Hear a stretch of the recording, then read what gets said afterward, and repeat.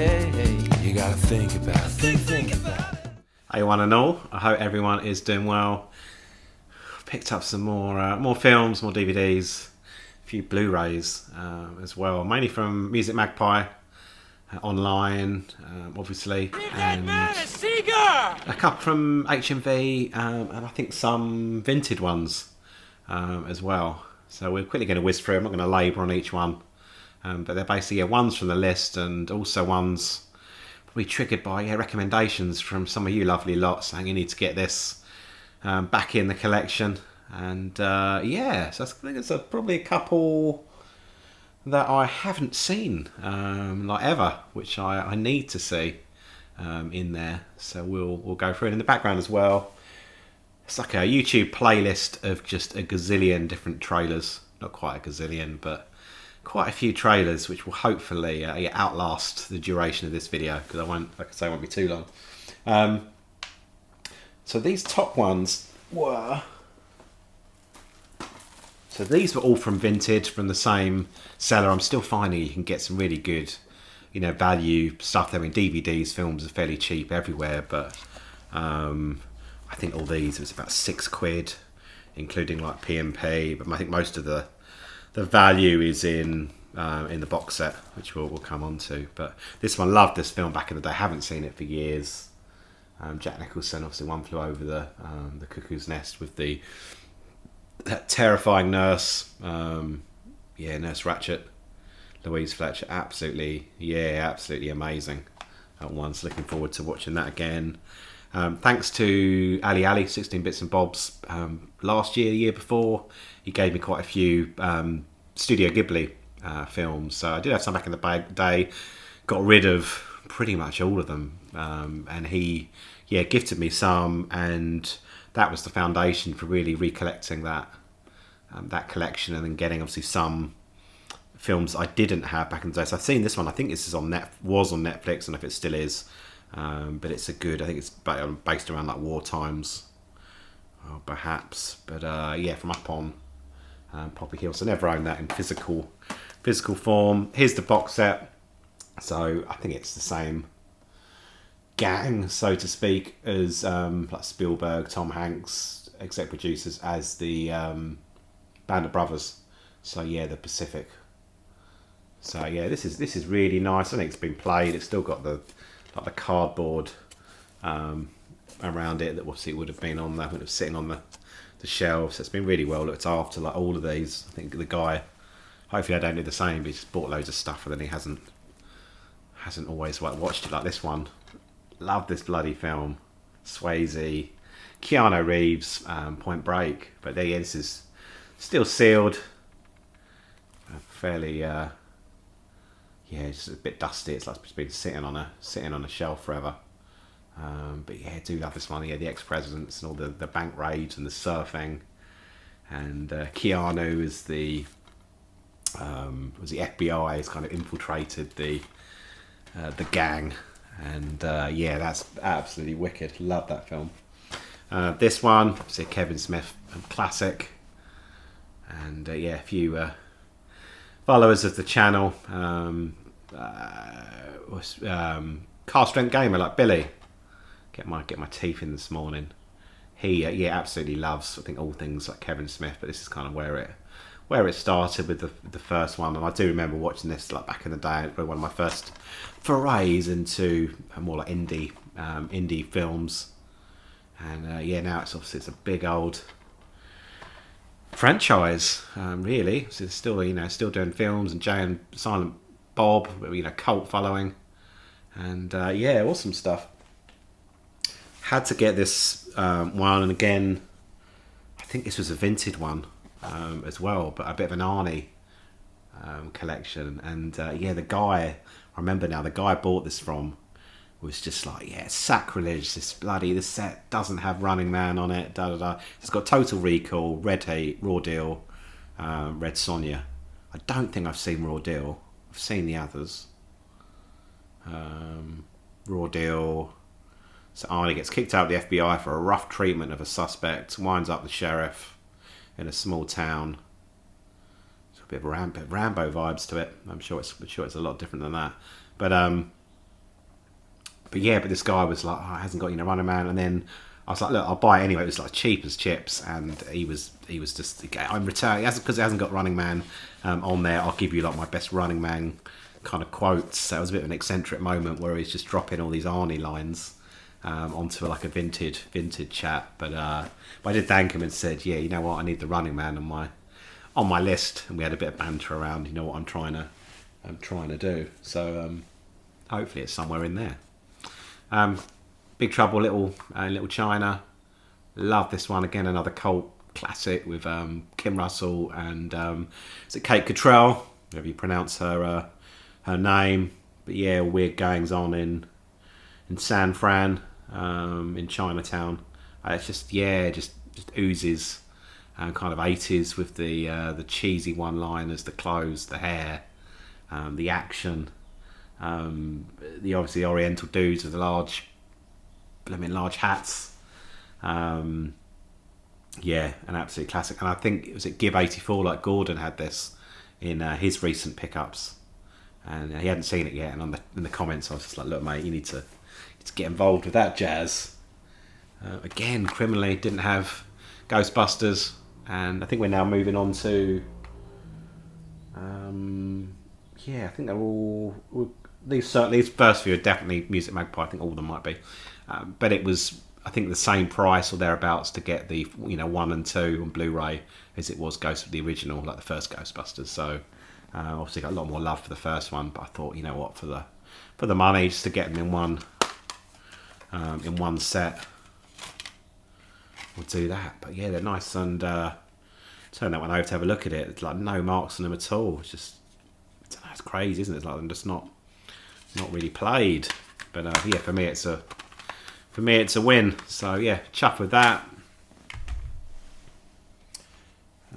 What else have we got? Yeah, Blade Runner, which again, I think I saw this, show my age a little bit, probably when I was like in my 30s. I didn't, I was too young, way too young when it first, I don't know what year it came out in, but I would have been like surely single digits.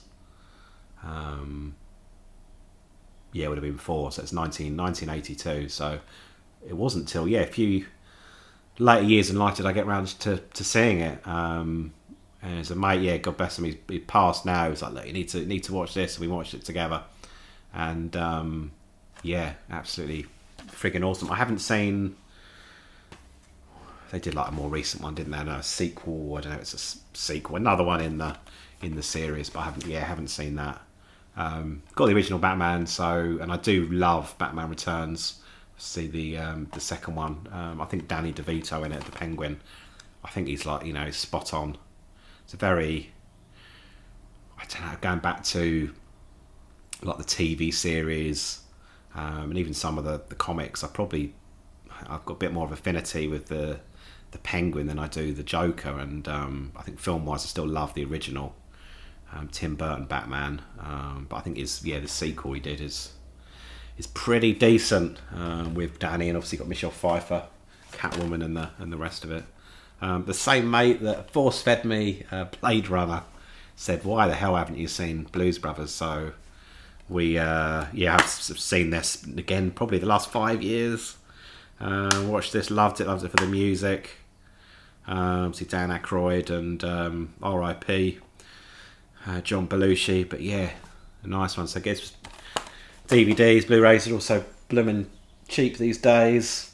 One film which I must watch, probably surely on an annual basis. This is on the telly, The Goonies. But absolutely bloody love it. I hold it up there with the likes of E.T. and that kind of level of film. Just absolutely bloody brilliant. Got a couple of Scorsese ones which I think I might have mentioned in one of my last videos. I was just missing some Scorsese, and I've still got a couple more I want to pick up. He's done, but yeah, a bit of a gangster duo here. So yeah, Goodfellas, which I'm hoping everyone's bloody seen that, and same kind of format in a lot of respects, isn't it? Just equally brutal, but like an amazing storyline, incredible actors. I'm sure loads of money was chucked into the production of these films, but it pays off like you wouldn't believe. Yeah, the brutal goings on in both films. But yeah, the casino one with the guy that's is it the pair of fellas that are basically trying to dwindle the casino, and they get caught and they get taken to the infamous like back room. And I think the head vice comes, all kinds of crazy stuff goes on. As a kid, I was quite disturbed. I'm sure I watched that when I was way too young. This one I definitely watched when I was way too young. My old man had it on. It's either VHS or a bit of it was VHS. I don't know if it was the original one or if it was just a bit of a pirate, like a bootleggy copy he'd got from a mate. But I remember being off sick from school. My mum and dad were at work, and I knew he had it, and I knew a little bit about it, but not that much. And I was just like, oh yeah, I put it on.